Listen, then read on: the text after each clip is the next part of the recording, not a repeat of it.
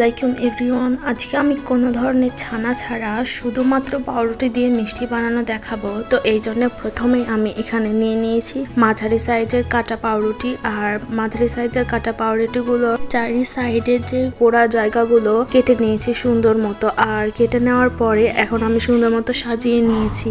এখন আমি আরেকটা বাটিতে 2 চামচের মতো গুঁড়া দুধ আর 3 থেকে 4 টেবিলের মতো চামচের পানি নিয়ে দিয়েছি। আর এখানে যত বেশি গুঁড়া দুধ দেওয়া যাবে তত বেশি ভালো, যত বেশি গুঁড়া দুধ দিতে পারবে তত ভালো। এখন আমি আরেকটা পাতিলে ক্যারামেল তৈরি করব।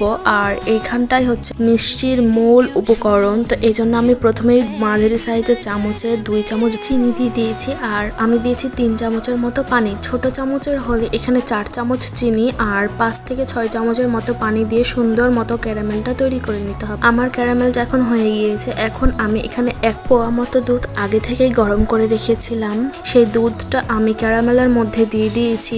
আর এই ক্যারামেলের মধ্যে দুধটা দেওয়ার সময় অবশ্যই চুলার আঁচটা একদম লোয়ে রাখতে হবে। মানে ক্যারামেল বানানোর সময়ও এই চুলার আঁচটা একদম লো করে ক্যারামেলটা তৈরি করতে হবে, তাহলে ক্যারামেলটা পুড়ে যাবে না, আবার সুন্দর মতো ক্যারামেলের কালারটাও সুন্দর হবে। ক্যারামেলে দুধ দেওয়ার সময় এটা একটু সাবধানে দিতে হয়, তাই আমি অল্প পরিমাণে প্রথমে দুধ দিয়েছিলাম আর পরে আমি আবার দুধ দিয়ে নাড়তে থাকবো। আর এই মিশ্রণটা সুন্দর মতো করা মানেই মিষ্টির সুন্দর মতো লুক নিয়ে চলে আসা, এটাই হচ্ছে মিষ্টি বানানোর মূল উপকরণ। আর এই মিশ্রণটা দেওয়ার পরে আমি এখানে দিয়েছিলাম 2টা এলাচ। এখানে এলাচটা মাস্ট বি দেওয়াই লাগবে, কারণ সুন্দর সেন্ট আর ঘ্রান্ট আনার জন্যেই এই এলাচটা দেওয়া। আর তারপর এখানে আমি দিয়েছি বড় চামচের 3 চামচ চিনি। চিনিটা আমি অল্প অল্প করে মিশ্রণের মধ্যে দিয়ে দিব আর নাড়তে থাকবো। এটা যেহেতু ক্যারামেল দিয়ে তৈরি করা, তাই এটা নিচে লেগে যেতে পারে। আর ক্যারামেলটা যতক্ষণ পর্যন্ত না সুন্দর মতো দুধের সাথে মেল্ট হয়ে যাচ্ছে ততক্ষণ পর্যন্ত মিশ্রণটা নাড়তেই থাকতে হবে। আর সবশেষে এখানে আমি গুলে রাখা গুঁড়া দুধ আর যে পানির মিশ্রণটা ছিল সেই মিশ্রণটা দিয়ে সুন্দর মতো আবার নেড়ে নিব। আর এইখানে সুন্দর মতো অল্প একটু ঘন যখন হয়ে আসবে তখন আমার মিশ্রণটা করা হয়ে যাবে। এখন আমার মিশ্রণটা করা হয়ে গিয়েছে। এখন আমি যে সুন্দর মতো পাউরুটিটা সাজিয়ে রেখেছিলাম সেই পাউরুটির মধ্যে মিশ্রণটা দিয়ে সুন্দর মতো চারিদিকে ঘুরিয়ে ঘুরিয়ে পাউরুটির ওপরে দিয়ে দিব। আর এখানে মিশ্রণটা আস্তে আস্তে করে ঢালতে হবে, না হলে চারিদিকে মিশ্রণটা যাবে না।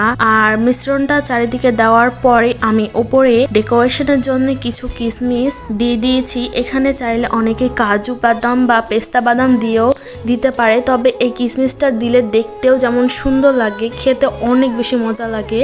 তো এটা হচ্ছে আমার মিষ্টির ফাইনাল লুক। কি আপনাদের কাছে কি এটা লোভনীয় লাগছে না? আমার কাছে তো এটা ভীষণ লোভনীয় লেগেছে আর খেতেও এটা অনেক বেশি মজা ছিল। আর এটার ভেতরটা অনেক বেশি সফট ছিল, আপনারা দেখলে ভেতরটা বুঝতে পারবেন। তো আমি আপনাদের বোঝার সুবিধার্থে এটার ভেতরটাও দেখাচ্ছি, দেখেন কত বেশি সুন্দর হয়েছে। তো আজকের ভিডিওটা যদি আপনাদের কাছে ভালো লেগে থাকে তাহলে অবশ্যই আমার পেজটি ফলো দিয়ে রাখবেন।